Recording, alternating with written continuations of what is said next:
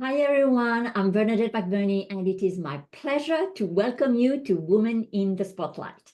Now, this series is the opportunity to hear from women like us and how they show up as leaders in all aspects of their lives. And they are inspiring, passionate, real, and they come from many different sectors and experiences: business, sports, education, healthcare, you name it.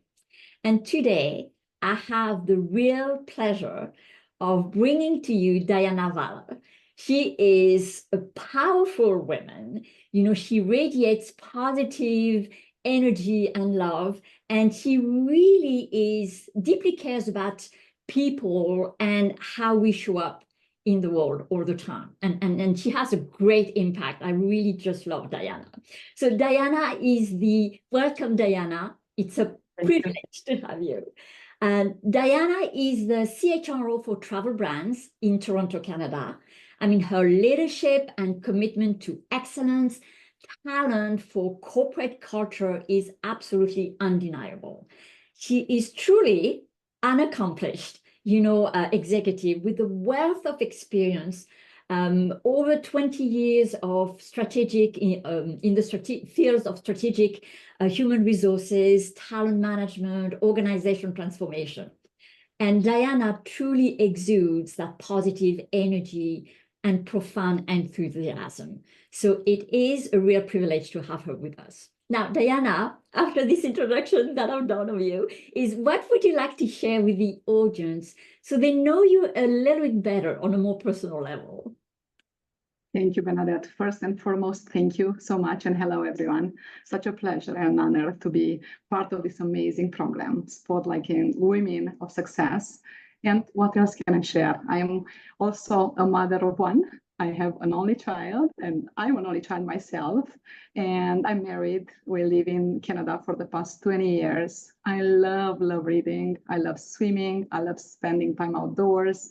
And I love speaking with people. I think people is just my passion. That's just wonderful. Thank you, Diana.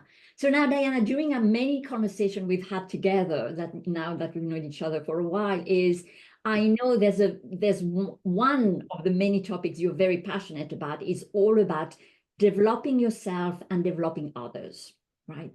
So tell us more about it. How did you become so passionate about this topic?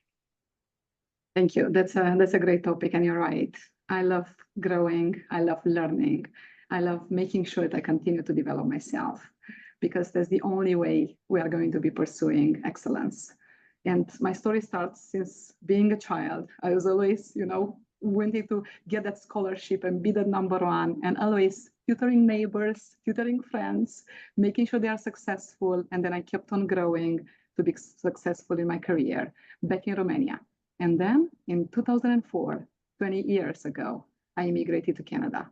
And then again, the learning had to start again, because it's a new country. So I had to start again, and I had to continue developing myself. So although I had a master from back home, my education had to continue.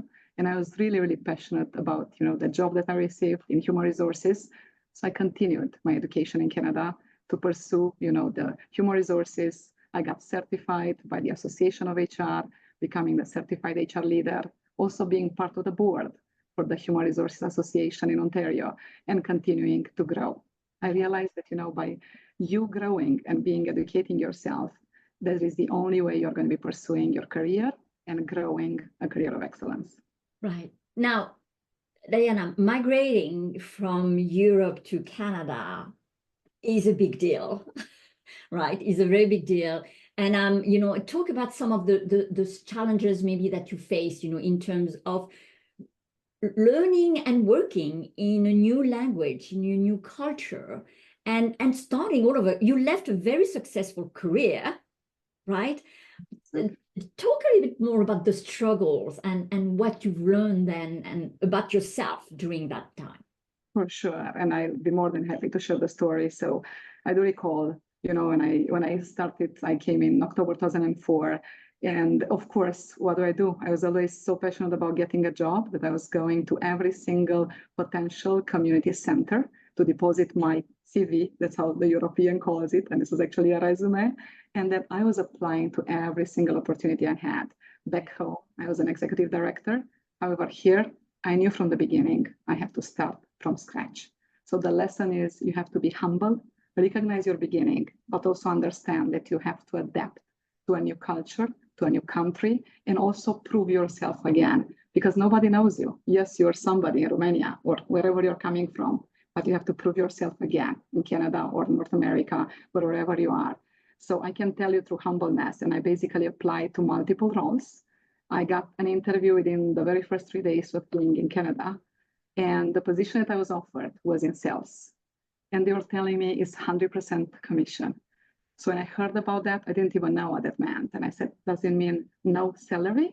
And I said, yes, you'll get your pay whenever you're going to be making a sale. And I told them the truth. I said, I came by myself in this country. I have to definitely have an income to support my rent. So I'd really appreciate a role that will have a salary. And I got told, well, you don't have Canadian experience. And I responded professionally saying, well, that's a bit paradoxical, because how can we get the Canadian experience if all the doors were closed to us? So that stuck with them. They said, you're very brave. And I said, I'm willing to do and prove myself. And I promise you, if you're going to be offering me opportunity, you'll promote me in 3 months. And they said, you are really brave. And I said, check all my references and then get it done. And indeed, I started as a recruitment coordinator, very proud to share, starting from the very, very low salary, just scheduling interviews for an amazing organization in WSI. And through hard work and making sure, you have an amazing work ethic, I indeed got promoted in 3 months. And then I became a manager in a year, and the rest is history. I kept on growing and growing, but you have to understand the struggle and also understand that, it's a different culture. So you have to truly understand it, you have to adapt. And you're new in Canada, right? So you have to make sure that all your capabilities are matching to what the requirements of the business are. Be humble, but be driven and motivated. What a great story, Diana. And what I'm hearing as well from what you just shared is also believing in yourself. You never stop saying, okay, I know I'm starting from scratch here, but yes, I know what I'm capable of because I've done it before. Yes. And the simple fact that you stood in that knowing and that belief in yourself just make people pay attention to you. Right? It's true. That's very true. Yes.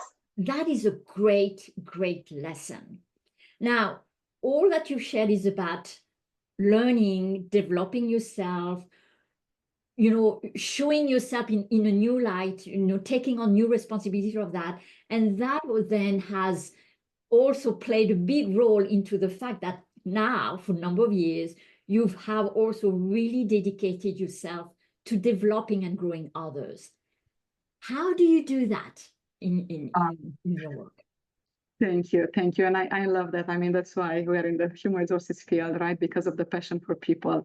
And I would say the people are unique. They are unique in their own ways. It's so important to think about people in their rich culture. I learned this from Google, and I'll be more than happy to share. So we are also unique because we have a certain race, a certain identity, a certain culture, and a certain heritage. And that's how we are today because of our past. And we should all be proud about our differences and our differences in culture and also our education and capabilities, because that's what make us grow. And speaking about that, the way I learn, and I actually love developing people nowadays, is really making sure, number one, that education is available to them at all times. Being educated and learning a lot, it will open the perspective for the world. So education is number one. I made sure since the very first moment when I started my career in HR that I drafted an education policy, meaning if there is a course, there is a session, there is something you want to learn, is made available to you within the organization you work for. Secondly, it's about offering training programs. To me, I think this should be continuous. So having amazing professional development programs like you, Bernadette, I know you have amazing, wonderful programs that everybody should tap into, and literally look at the people where they are, but make sure you continue to educate them. I can probably share in our HR department, we develop lots of sessions for our people, such as dealing with people in a critical situation, During COVID, of course, we have to make sure that we had how to deal with anxiety, with stress, how you're supposed to be managing people. What about the virtual environment? Many, many, many opportunities to train and educate others. And last but not least, having that open door policy. Make sure that people know you are there for them and you're truly listening with presence and empathy and making sure that whatever you're hearing, you're truly implementing. And I think that goes a long mile.